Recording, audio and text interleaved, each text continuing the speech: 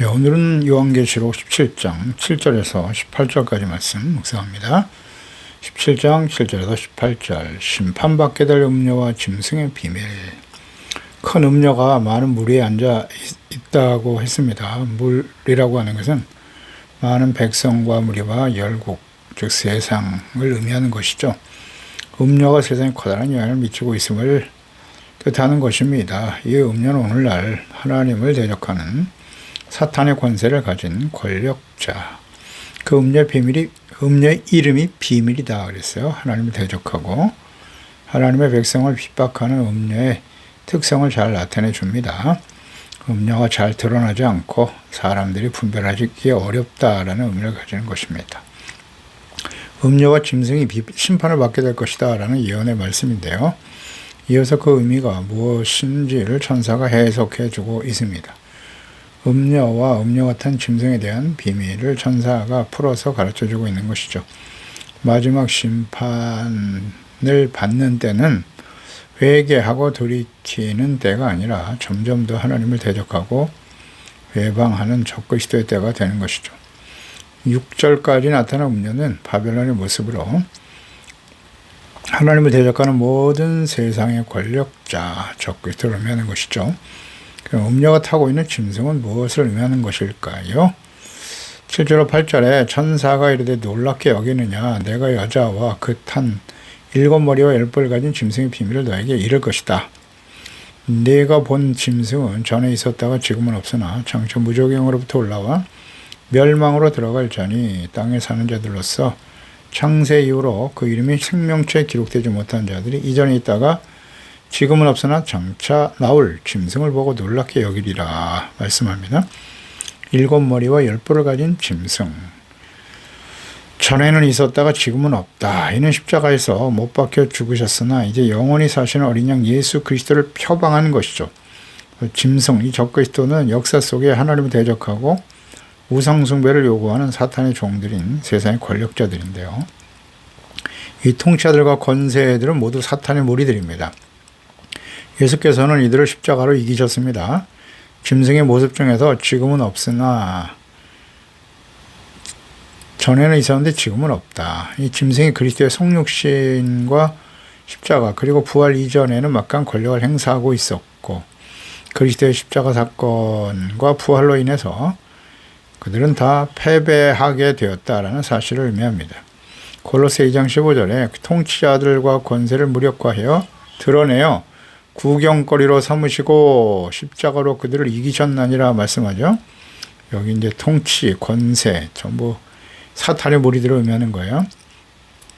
그러나 짐승들은 다시 무적행국, 악한 마귀들이 거주하는 곳에 나와서 사람들을 미혹하고 세상을 대적하여 그들로 하여금 우상숭배를 하게 하여 하나님을 떠나게 합니다.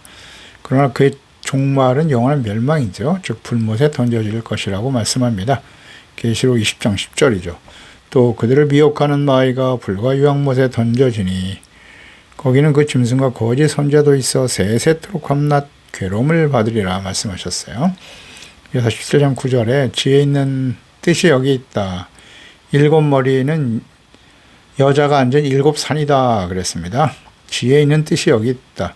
그러니까 이 비밀을 듣고 깨닫기 위해서는 지혜를 가진 마음이 필요하다라는 의미입니다. 지혜의 영신, 성령님의 도우심이 필요하다는 것이죠. 성령께서 주시는 지혜가 있어야 한다. 에베소 1장 17절이죠. 하나님 아버지께서 지혜와 계시의 영을 우리에게 주사 너희에게 주사 하나님 알게 하시고 라고 말씀하셨어요.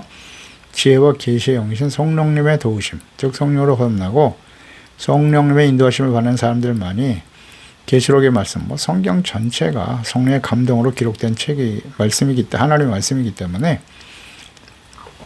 계시록도 역시 마찬가지죠. 성령으로 거듭나고 인도하심을 받을 때 이 말씀을 이해하고 깨닫게 되는 것입니다. 거듭나지 못한 사람들은 이것을 자기 편의주의적으로 자기가 해석하고 싶은 대로 해석하는 거예요. 성령의 인도하심을 따르면 결코 어렵지 않습니다. 9절에서 7머리를 여자가 앉은 7산이다 라고 말씀했고요. 10절에서는 7왕이다. 5은 망했고 하나는 있고 다른 이는 아직 이르지 않았다. 이르면 반드시 잠깐 동안 계속할 것이다. 그러니까 이 계시의 말씀을 받을 당시 로마는 그 당시 로마가 7개 언덕 위에 있는 도시다라고 불렸다고 하죠. 실제로 로마에는 7개 언덕이 있었어요. 그래서 학자들은 10절의 7왕을 그 당시 로마를 지배하는 7왕으로 해석하기도 하는데요. 또 마지막 때 일어날 계시의 말씀이기 때문에 이를 지금까지 역사 속에 존재해왔던 강한 나라들로 해석하기도 합니다. 세대주의적 해석이겠죠. 그들이 지적한 5왕국은 예를 들어 없어진 5왕, 애굽, 아수르, 바벨론, 메데, 파사, 헬라 등을 의미한다라고 이야기도 해요. 하지만 이들은 이미 사라졌죠. 계시록에서 였던 시대는 분명 로마 시대였고요.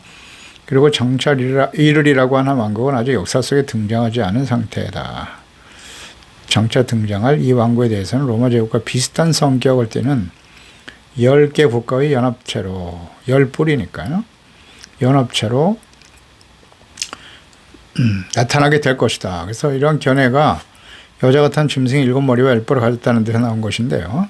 계시록을 해석하는 많은 사람들이 이때를 이 열 나라, 이유를 장차 나타날 왕국으로 해석하기도 해요.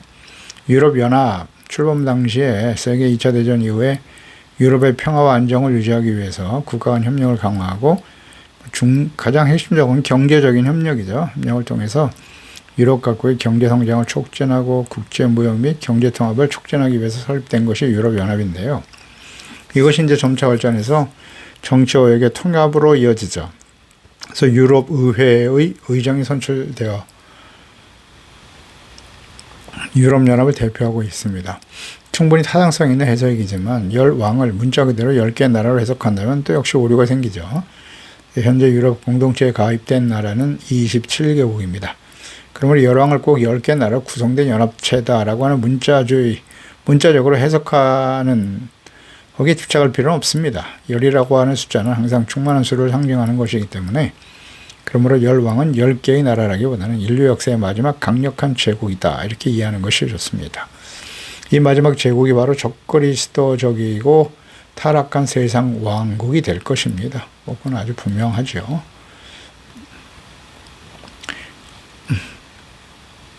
그러니까 이 세상의 문화는 점점 더 그리스도를 조롱하고 대적하는 쪽으로 흘러가고 있습니다. 로마가 기독교를 국교로 선포한 이후에 복음이 정치와 연합하여 부패와 타락한 캐톨릭을 만들어냈고 유럽의 대부분의 나라들이 캐톨릭 국가들이죠. 개신교가 일어나 종교개혁을 이루었지만 개신교 역시도 새가 커지자 부패하게 되죠. 미국을 중심으로 한 기독교의 부흥과 타락의 모습을 오늘날 우리가 목도하고 있습니다. 미국으로부터 복음을 전해받은 한국 기독교의 현실 역시 비슷하죠.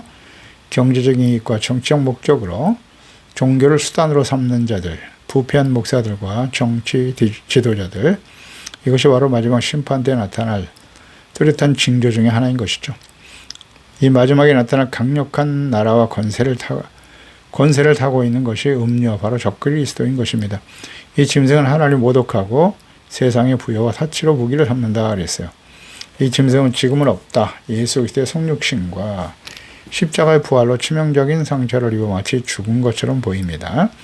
이 음료와 짐승은 점점 세력을 모아서 하나님을 대적하고 휴거 이후에 진실한 그리스도인들이 사라진 이 세상에, 혼란에 빠진 세상에서 자신의 영향력을 넓혀가게 될 것입니다. 17장 11절 이하에 전에 있다가 지금은 없어진 짐승은 8째 왕이다 그랬어요. 7 중에 속한 자라 그가 멸망으로 들어가리라. 내가 보던 10뿔은 10왕이니 아직 나를 얻지 못하였으나 다만 짐승과 더불어 임금처럼 한동안 권세를 받을 것이다. 짐승을 어린 양이 패하여 죽은 것처럼 보인다 그랬어요. 하나가 아직 살아있다. 응급대한 마와 같이 아직도 살아서 하나님의 백성을 괴롭힌다는 것인데요. 그러니까 이런 짐승들은 스스로 그리스도의 능력과 부활을 모방하며 사람들을 모으고 재림 이전에 일어날 거짓 선지자 이단, 가짜 목사들, 사탄을 추종하는 권력자들, 환란 중에 일어날 적그리스도를 따르는 자들을 또 하나님을 대적하다가 결국 하나님의 심판에 의해서 멸망을 당하게 될 것이라는 말씀입니다. 13절에도 그들이 한 뜻을 가지고 자기의 능력, 권세를 짐승에게 주더라. 그러니까 7년 환란 중에 나타날 제국의 왕들이 짐승, 적그리스도를 향해 취하는 태도를 잘 보여줍니다. 그들은 짐승의 강압에 의해서 충성하는 것이 아니라 자발적으로 자신들의 능력과 권세를 짐승에게 바치는 거예요. 한 마음과 한 뜻을 가지고 충성을 맹세하여 짐승과 더불어 어린 양 그리스도와 하나님의 백성들을 대적하게 될 것이다. 이 하나님의 백성들은 유대인 그리스도인들로 보는 것이 맞습니다. 후 3년 반에 하나님의 인을 받은 12지파에 속한 14만 4천 명 유대 그리스도인들을 통해서 복음을 듣고 구원받은 유대인 그리스도인들, 마지막 추수의 대상자들이죠. 14절에 17장 14절에 그들이 어린 양과 더불어 싸우려니 어린 양은 만주에 주시며 만왕의 왕이시며 그들을 이기실 터이요 또 그와 함께 있는 자들과 부르심을 받고 택하심을 받은 진실한 자들도 이기리로다. 그러니까 짐승과 열왕들이 연합한 목적을 잘 보여주죠. 그래서 어린 양을 대적하기 위함입니다. 이 전투에 대한 구체적인 언급이 요한계시록 19장 17절 이하에 잘 나와요. 내가 보니 한 천사가 태양 안에서 서서 공중에 나는 모든 새를 향하여 큰 음성으로 쳐서 외쳐가르되 하나님의 큰 잔치에 모여 왕들의 살과 장군의 살과 장사들의 살과 말과 그를 탄 것들의 살과 자연들의 종교 종들이나 적은 자나 큰 자나 모든 자의 살을 먹으리라. 이 말씀이 잘 구체적으로 나와 있죠. 이 선쟁에 짐승의 표를 받고 그의 우상에 경배하던 자들을 표적으로 위협하던 자라. 이 둘이 산채로 유황불 불붙는 못에 던져질 것이다. 그러니까 이 짐승은 열왕들과 연합해서 어린 양 예수 그리스도를 대적하나 결국 패배를 당하게 된다는 것입니다. 그러니까 구원받은 유대 그리스도인들과의 싸움이죠. 이는 모든 시대에 예수 그리스도와 복음을 대적하며 박해하고 죽인 사탄의 종들입니다. 혹은 나라들, 권력자, 종교적인 세력들도 포함이 됩니다. 그래서 어린 양은 만주의 주가 되시고 만왕의 왕이시다. 저희를 이기실 것이라 하십니다. 그 어린 양을 대적한 짐승과 열 왕들이 패배할 수밖에 없는 이유죠. 그것은 그들이 대적한 어린 양이 평범한 사람이 아니라 만주의 주가 되시며 만왕의 왕이시다. 하나님의 아들이시죠. 하나님이시기 때문에 승리할 수밖에 없는 것입니다.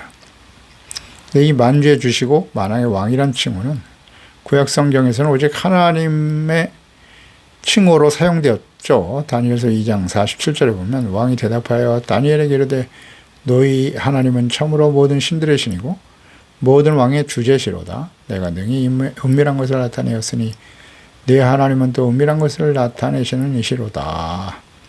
이렇게 고백하고 있어요. 다니엘을 통해서 하나님을 알게 된 다리오 왕. 느부갓네살 왕이네요. 느부갓네살 왕이 이런 고백을 하게 되는 거예요. 그러니까 어린 양의 칭호로 기술된 이 칭호는 어린 양이 온 세상의 주권을 소유하신 왕이신 그리스도이심을 증거하는 거죠. 그러니까 어린 양 예수 그리스도께서 온 세상을 지배하시고 통치하시는 왕이시기 때문에 짐승과 열 왕들이 연합하여 대적한다 할지라도 그 전쟁은 당연히 그리스도의 승리로 끝나게 되는 것입니다. 그러니까 사탄이 득세하고 그리스도를 반대하는 세력과 문화가 이기는 것처럼 보이지만 마지막 승리는 예수님과 성도들의 것입니다.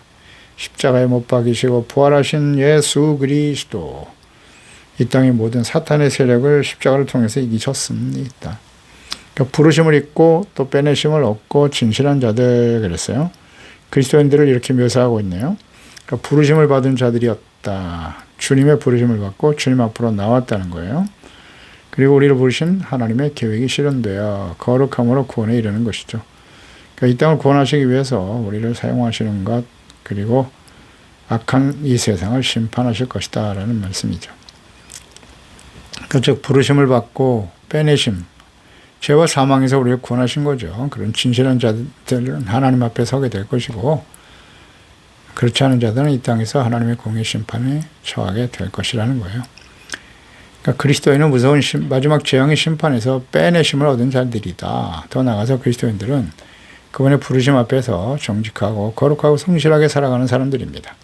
이러한 진실한 그리스도인들은 그리스도와 함께 사탄과 세상을 이기게 되는 것이고 그들은 데려감을 당해서 이 당시에 심판이 쏟아지는 7년 8년 동안 하늘에 거하게 된다는 사실.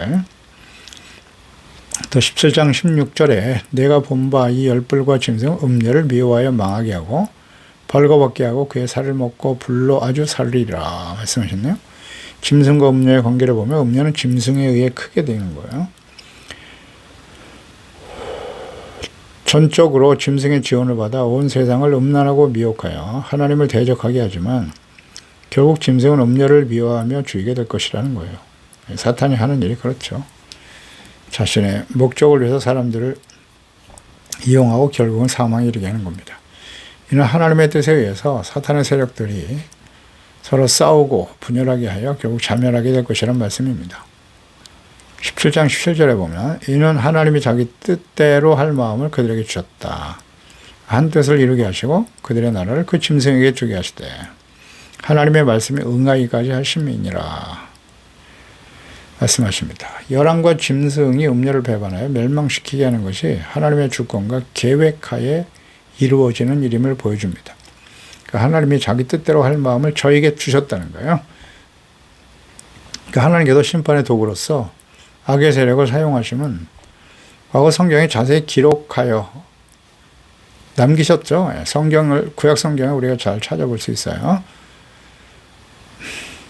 여로보암으로부터 시작된 하나님을 버리고 송아지 우상을 세운 북이스라엘, 그런 마지막까지 돌이키지 않죠, 북이스라엘은. 그래서 결국 그들의 우상 숭배와 악에 대해서 아수를 보내 북이스라엘을 심판하셨고요. 그들이 멸망하는 것을 보면서도 유다가 남유다 역시 북이스라엘 길을 가게 되죠. 그래서 바벨론에 의해서 유다 역시 멸망을 당하게 됩니다. 그러니까 바벨론을 심판의 도구로 사용하셨죠. 아수르와 바벨론. 그러니까 하나님은 사탄의 세력들 사이에 일어난 분열, 즉 열왕과 짐승이 연합해서 자신들의 편이었던 음녀를 공격하고자 하는 것을 그대로 방치하심으로써 방관하시는 거죠. 음녀가 멸망에 이르도록 하시겠다는 겁니다. 그러니까 이러한 하나님의 심판은 사탄의 세력이 멸망을 당할 것이다라는 예언이 성취될 때까지 계속될 것입니다. 세상 끝날에 적그리스도의 나라가 흥왕하는 것도 역시 하나님의 심판의 도구로 사용되는 것임을 알 수 있습니다. 적그리스도의 나라가 자중질환에 빠져서 멸망하는 것도 역시 하나님의 주권과 섭리에 의한 것입니다. 하나님께서는 절대 주권자이시며 세상을 통치하시고 섭리하시는 분이심을 알 수 있습니다. 이 세상을 다스리고 통치하시는 역사의 주인이신 유일하신 하나님과 예수 그리스도, 하나님의 목적은 이 땅에 하나님을 대적하고 악을 행하는 자들을 심판하시고 부르심을 받고 빼내심을 얻은 진실한 성도들은 그리스도와 함께 승리하게 하시는 분이십니다. 사랑과 공의죠.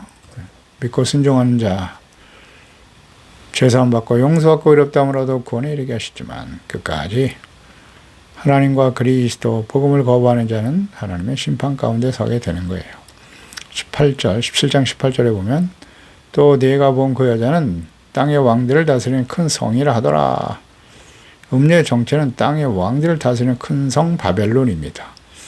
계시록 18장 2절에도 힘찬 음성으로 외치려되 무너졌도다 큰 성 바벨론이여, 귀신의 초소와 각종 더러운 영이 모이는 곳과 각종 더럽고 가증한 새들이 모이는 것이 되었다라고 말씀합니다. 그 7년 환란의 심판 때에 나타나 하나님과 예수 그리스도를 대적하는 모든 나라 왕들을 다스리는 적그리스도를 의미하는 것이죠. 이 역사는 점점 어두워져 가고 있습니다. 세상을 바라볼 때 우리는 분명 마지막 때가 가까이 왔음을 느낄 수가 있습니다. 부패한 교회, 목사, 교인들이 정치적인 이익에 매몰되어서 자신들의 기득권을 지키기 위해 정치 세력화에 주력하고 있죠. 과거 카톨릭의 모습과 뭐가 달라요? 인간의 욕심 때문에 이러한 일들이 일어나는 거예요. 그래서 이러한 행동에 대해서 침묵하며 또 끊임없이 복음을 방해하고 있는 것이 현실이죠. 알렉산더 시스로라고 하는 학자가 쓴 두 개의 바벨론이라는 책이 있습니다. 이 책을 보면 하나님을 반역하고 있는 바벨론과 우상 종교의 역사에 대한 추적을 잘 기록하고 있는데요. 성경의 바벨론 왕조의 시조가 니무롯이다. 그렇죠. 창세기에 나오죠. 11장. 그의 목표는 하나님을 반역하는 바벨탑을 쌓는 것이었어요. 이로 인해서 언어가 흩어지고 온 세상에 언어별로 민족이 흩어지게 된 것이죠. 시스로가 그 당시에 설화나 역사를 추적하면서 발견한 사실은 니무롯이 자기의 부인을 신격화시켜서 사람들이 여성 신을 통해서 쉽게 우상 앞에 접근하도록 했다는 점이에요. 그 니무롯의 부인의 이름이 바로 세미라미스입니다. 그때부터 여신의 역사가 시작되었다고 하죠. 이것은 이제 바알과 아세라, 이거 다 여신입니다. 바알과 아스타롯. 바알은 남신, 아스타롯은 여신이죠. 아시리아에서는 아시타르라고 하는 여신이 있고요. 애굽에는 이시스라고 하는 여신이 있어요.